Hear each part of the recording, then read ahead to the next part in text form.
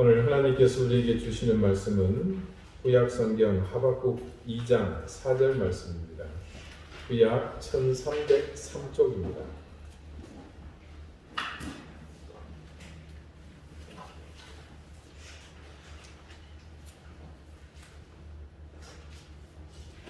하박국 2장 4절 말씀을 제가 읽겠습니다. 이제 다 같이 자리에서 일어나 하나님의 말씀을 경청하십시오. 보라, 그의 마음은 교만하며 그 속에서 정직하지 못하나 의인은 그의 믿음으로 말미암아 살리라. 아멘. 자리에 앉으시기 바랍니다. 하나님께서 이 말씀으로 우리에게 은혜 주시기를 원합니다. 그의 믿음으로 말미암아라는 제목으로 하나님의 말씀을 전합니다. 본 드라마는 픽션이며 등장하는 인물, 지명, 기관, 종교, 사건 등은 실제와 어떠한 관련도 없음을 알려드립니다. 어떤 역사적 사실을 바탕으로 하거나 아니면 실제 일어난 사건을 배경으로 만든 영화나 드라마가 아닐 경우에 그 영상이 시작할 무렵에 자막을 통해 이렇게 알리는 경우가 왕왕 있습니다. 이번 설 연휴에 우연히 드라마의 한 장면을 보게 되었는데 하도 드라마가 인상적이어서 그 드라마의 원본을 찾아서 보니까 지난주에 총영이 됐더라고요. 한 편을 보는데 그 시작에 이런 낯익은 글귀가 있었던 겁니다. 본 드라마는 픽션이며 등장하는 인물, 지명, 기관, 종교, 사건 등은 실제와 어떤 관련도 없음을 알려드립니다. 자, 이 평범한 것 같은 글귀에서 제 동공을 확장시키는 한 단어가 있었습니다. 바로 종교였습니다. 짐작하셨겠지만 이 드라마에서 어떤 종교가 부정적으로 비칠 것에 대한 사전 조치, 즉 특정 종교와 관련된 사람들의 반발을 대비해서 나온 방비책일 것입니다. 특정 종교와 무관하다는 말, 이 말 말입니다. 아니나 다를까 이 드라마를 한번 보는데 그 가운데 정말 기가 찰 내용이 보였습니다.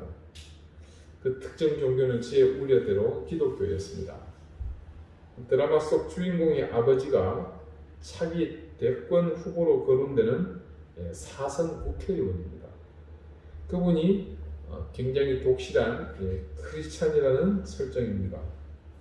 중대형 교회의 장로님이셨고 부인은 전혀 신앙이 없어 보이는 유명 여배우인데 집사님입니다. 기도할 때 눈 뜨고 예배 시간에 하품하는 딱 그런 캐릭터입니다. 짐작하시는 대로 그 사람을 중심으로 크리스찬이 보기에 정말 민망할 장면이 계속해서 등장하는 것을 볼 수 있습니다. 소위 얘들말로 진상을 떱니다. 드라마의 시작 영상에는 이 드라마가 픽션이고 등장하는 종교는 실제와 어떤 관련도 없다고 말하고 있지만 절대로 관련 없어 보이지 않았습니다. 당연히 이런 건 이 땅의 모든 교회가 들고 일어나야 하고 방송사에 항의하고 아주 따끔한 맛을 보여주어야 할 사안으로서 천만 성도들이 모두 서명하고 또 청와대에 국민청원도 넣어서 다시는 이런 일이 반복되지 않도록 이번 기회에 그 뿌리를 뽑지 않으면 안 될 일로 보입니다. 굉장히 비장하게 들리시죠? 웃자고 한 얘기입니다. 자, 다들 교회에서 그런 얘기도 많이 하잖아요. 제가 이런 얘기 하니까 좀 어색합니다.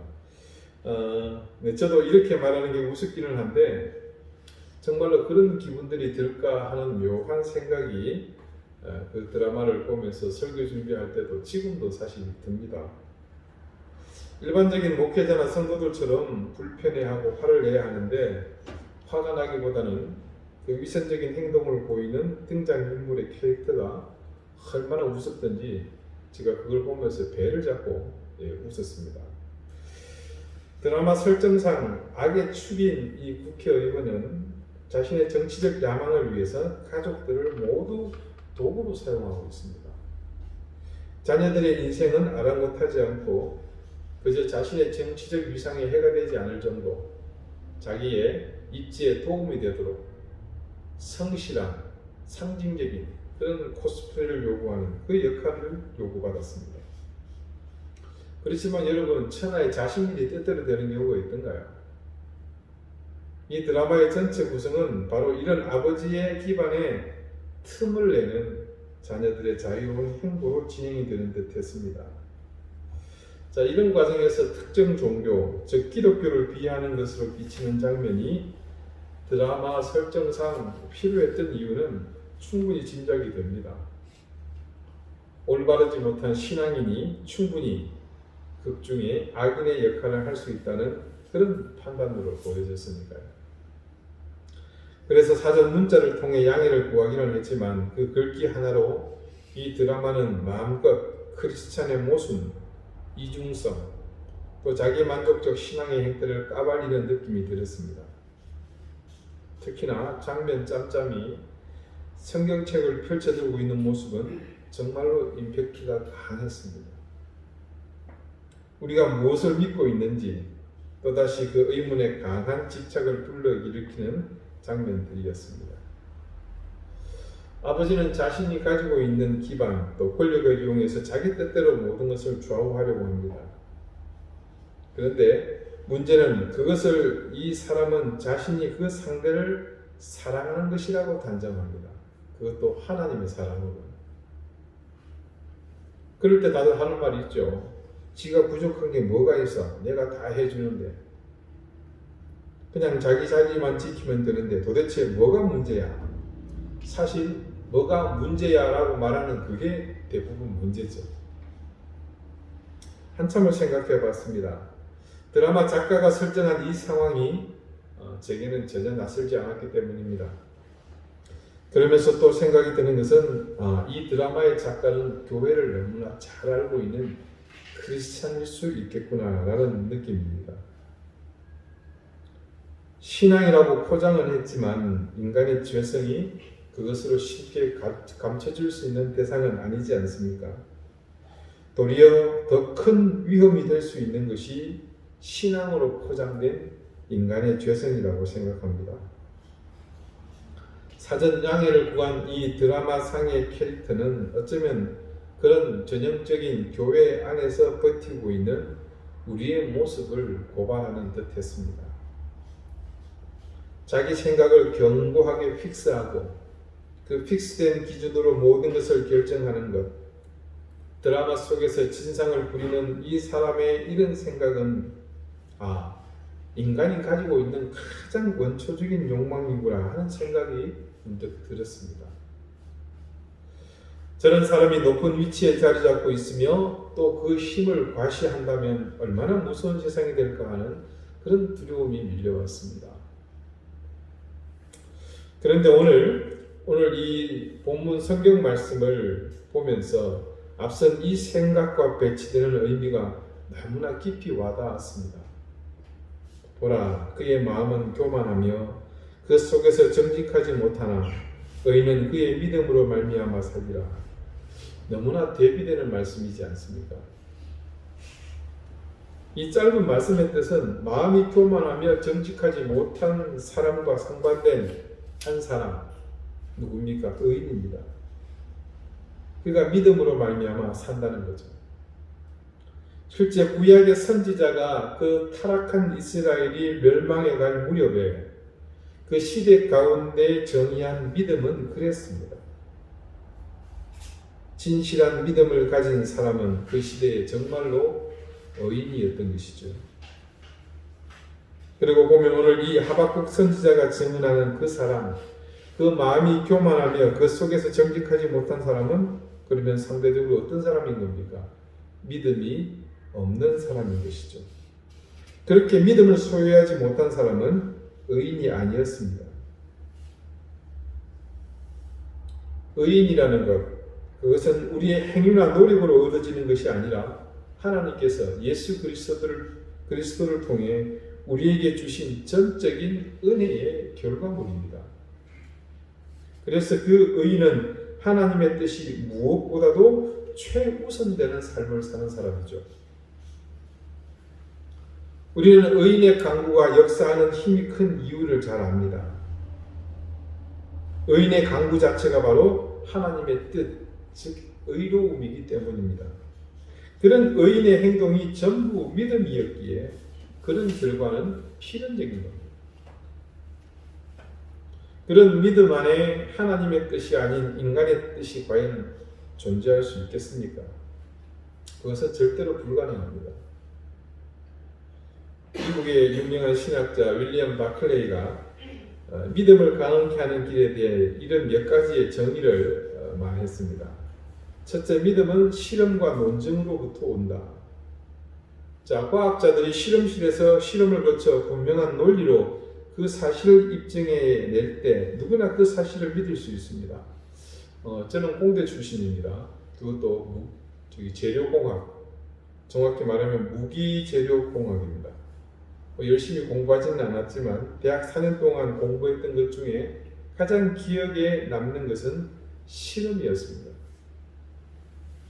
밤을 꼬박 새워서 실험의 결과를 보고 그것을 리포트했던 기억이 가장 생생하게 남아 있습니다. 그 기억의 가장 큰 논점은 이론을 통해 알게 된 것을 직접 실험을 거치면서 정확하게 확인한다는 겁니다. 그런 과정을 거치는 동안 그 이론은 정확하고 분명한 신뢰를 얻게 되죠. 즉 믿음이 생기는 겁니다. 두 번째, 믿음은 논증의 과정으로부터 온다. 굉장히 간단한 논리입니다. 어떤 모호한 사실을 합리적인 논증으로 계속 입증해 가면 그 모호성이 점차 없어지지 않겠습니까? 그러면서 그 사실을 믿게 되는 것, 그것을 말합니다. 세 번째, 믿음은 권위의 인정으로부터 온다. 자, 믿음이라는 것이 본래 권위와 밀접한 관계가 있습니다. 여러분, 이 성경에 대해서 일반 성도들이 말하는 것과 목회자나 신학자가 말하는 것에서는 분명히 그 차이가 있습니다. 받아들이는 데 있어서 무게감이 틀려지죠. 더 신뢰성을 가지게 됩니다. 바로 이런 것을 얘기하는 거죠. 사실 아무리 합리적이며 논리에 맞는 학설이나 이론을 정리해도 그것을 주장하는 사람이 별 볼일 없다면 상황은 또 틀려집니다. 그래서 누가 주장하느냐에 따라서 신뢰도가 틀려지게 되죠. 그래서 사람들은 충분히 신뢰할 수 있는 권위를 가진 기관이나 사람에게서 나온 것일수록 그것을 쉽게 받아들일 수 있습니다. 그것에도 믿음이 가죠. 네 번째는 믿음은 우리가 신뢰할 수 있는 사람들의 증언으로부터 온다. 수없이 많은 소식들이 지금 홍수처럼 쏟아집니다. 어떤 소식은 들었을 때 과연 그것이 사실일까 하는 의구심이 드는 것들도 있죠. 그때 그것을 전해주는 사람이 누구냐에 따라 그것을 받아들인 태도는 당연히 달라집니다. 다섯째, 믿음은 어떤 것의 결과를 봄으로써 온다. 자, 여러분, 사람이 자기가 계획한 일에 대해서 아무리 설득력 있게 논리를 전개하더라도 실제로 그가 그 일을 시작해서 행한 결과가 어떤 것이냐에 따라서 다른 사람을 믿게 할 수도 있고 믿지 못하게 할 수도 있습니다. 더군다나 우리 같은 크리스찬이 믿지 않는 사람들에게 복음의 좋은 점을 열심히 전해도 실제 전하는 그 사람의 삶을 통해 나타나는 결과가 좋지 않으면 다른 사람을 믿게 할 수 없습니다. 마지막으로 믿음은 경험에서 온다, 이렇게 정의합니다. 어떤 사실에 대한 경험은 사실 제일 마지막 단계죠. 직접 보고 경험하는 것이 100번 말로 듣는 것보다 더 중요하다는 뜻입니다. 신앙생활에서도 마찬가지로 다른 사람의 말을 많이 듣는 것보다 직접 체험할 때 진리에 대한 확신이 생기는 법입니다. 신앙생활을 하는 것에 있어서 그래서 경험은 매우 중요합니다. 신앙을 확고하게 만들어주는 계기가 되기 때문이죠. 그래서 이 바클레이의 6가지 정도의 믿음에 대한 정의를 정리하면 이런 결론에 이르게 됩니다. 믿음이란 무엇인가? 내가 믿는다고 할 때 믿음이란 아는 것입니다. 그리고 믿음이란 이해한 그 사실에 대해서 동의하는 것입니다. 믿음이란 그 동의한 것에 대해서 그 사실에 대해 전적으로 신뢰하고 따르는 것입니다. 내가 믿는다라고 고백할 때 그것은 내가 그 진리에 대해서 분명히 알고 있고 마음으로 동의하고 그것을 신뢰하고 따르겠다는 뜻입니다. 자, 여기서 드러난 게 뭡니까? 올바른 믿음은 무엇으로부터 시작합니까? 올바른 지식으로부터 시작됩니다. 믿음이라는 것은 그래서 결코 공허한 것에서 시작되는 것이 아닙니다. 그것은 언제나 분명하고 객관적인 사실로부터 시작됩니다. 우리가 아무리 믿으려고 해도 믿을 수 없는 진실한 대상이 없다면 믿는다는 사실 자체는 불가능합니다. 이 바클레이의 믿음에 대한 정의를 기준으로 해서 여러분, 내 자신의 믿음을 한번 평가해 보십시오. 과연 우리는 얼마만큼 우리의 믿음이 이 기준에 부합할까? 한번 심각하게 생각해 볼 필요가 있습니다. 자, 우리는 과연 믿음에 대해서 얼마만큼 알고 있었던가? 우리가 매주 하나씩 그 사실들을 점검해 가고 있지 않습니까? 놀라운 것은 한 주 한 주 말씀을 듣고 깨닫는 속에서 우리가 얼마나 믿음에 대해서 잘못 알고 있었는지를 깨닫게 됩니다. 우리가 온전하게 알지 못했기 때문에, 그래서 두 번째 결론과 같은 뭔가 동의해야 할 분명한 지식이 또한 부족했습니다. 그런 부족함이 낳은 결과가 무엇이었습니까? 우리는 그저 우리의 좁은 속인에 옳다고 생각하는 것, 그리고 내게 익숙하고 쉬운 것들이 모두 내 이해에 동원되지 않았습니까? 그런 부족한 이해 혹은 몰 이해로 인해서 우리가 적어도 세상을 향해 아버지의 이름으로, 그리스도 예수님의 이름으로 우리가 반복해온 실패와 그로 인해서 만들어낸 혼돈이 얼마나 많습니까? 그리고 그런 사실, 즉 올바른 지식에 기초하지 않은 것을 이해하느라 우리는 근본 없는 것을 이제껏 전적으로 신뢰하고 따랐습니다. 우리가 그렇게 맹목적으로 광신적으로 따르며 굳혀온 우리의 성들이 지금 세상에 우뚝 세워져 있습니다. 세상은 그 성을 보면서 손가락질하고 있는데 우리 자신만큼은 전혀 모르고 있었습니다. 얼마나 허무하고 부질없는 신앙의 모습이었습니까? 너무나 이기적이고 자기중심적이던 모든 그 과거의 신앙이 청산되지 않으면 우리는 결코 이 경계를 넘어설 수 없습니다. 그런 잘못된 테두리 안에 있으면, 그 성에 갇혀 살면 우리는 수십 년을 살아도, 아니 평생을 살아도 올바른 믿음을 가지고 진정한 그리스도인으로 사는 삶을 살 수 없습니다. 이 시점에서 여러분에게 또다시 드리는 말씀이 있다면 이것 한 가지입니다. 그래서 믿음이란 내가 믿고 싶은 것을 믿는 것이 아니라 마땅히 믿어야 할 것을 믿는 것입니다. 마땅히 믿어야 할 것을 믿지 않고 자기가 믿고 싶은 것을 믿는 사람은 오늘 하박국이 말하는 의인이 아닌 사람, 그러니까 다른 말로 믿음으로 살지 못하는 사람, 그 마음이 교만하며 그 속에 정직하지 못하나라고 규정하고 있는 바로 그 사람인 것입니다. 오늘 이 시대는 하박국이 예언했던 그 시대와 마찬가지로 그렇게 교만하며 그 마음이 정직하지 못한 사람들로 넘쳐나는 때입니다.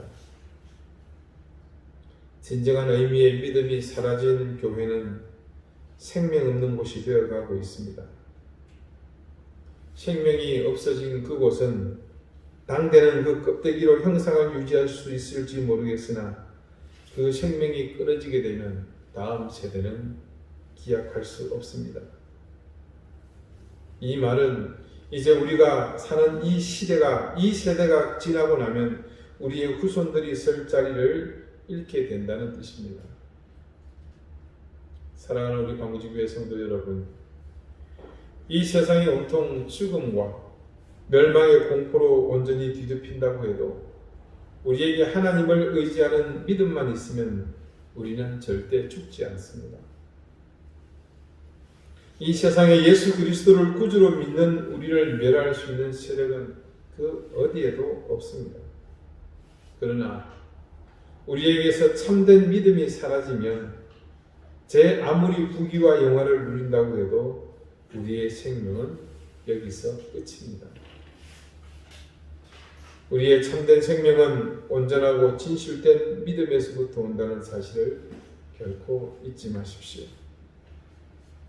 이 세상의 모든 것을 다 잃는다고 해도 절대 잃어버려서는 안 될 것이 바로 우리의 믿음입니다. 또한 이 세상이 아무리 혼란스럽고 엉망진창 뒤죽박죽 되어도 결코 망각해서는 안 될 것이 바로 올바른 믿음을 갖는 것입니다. 우리에게서 모든 것이 사라지고 없어진다고 해도 영원히 견고하게 설 수 있는 유일한 것이 있다면 그것은 우리의 믿음입니다. 우리가 찾고 바르게 소유하고자 하는 믿음이 바로 이것입니다. 사실 우리의 믿음은 어마어마한 가치와 능력이 있는 세상에서 가장 귀한 보물 그 자체입니다. 이제껏 우리는 모두가 제대로 된 가치를 모르고 그냥 우리의 편의대로 이 믿음을 생각하고는 쉽게 아무렇게나 다루고 있었습니다. 이제 우리는 이 믿음의 제대로 된 가치를 부여하고 그 믿음이 가진 귀한 의미와 그 가치를 회복하고자 합니다. 그런 노력은 단지 믿음의 가치를 찾는 것으로, 그래서 발견하는 그것으로만 끝나지 않습니다. 믿음의 가치가 제대로 우리에게서 세워지면 우리의 인생도 새롭게 세워지게 될 것입니다. 그렇게 새롭게 세워진 우리의 인생을 통해서만 세상도 새로워질 수 있습니다.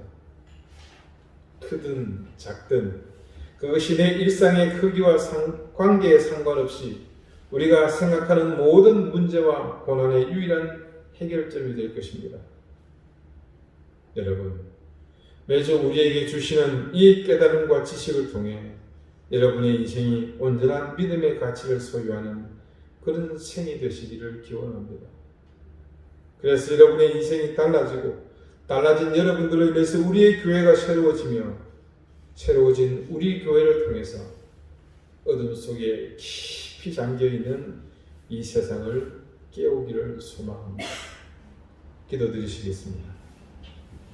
하나님, 우리에게 주신 이 믿음이 얼마나 소중한 가치를 지닌 보물인지 하루하루 새롭게 깨닫게 해주심을 감사합니다.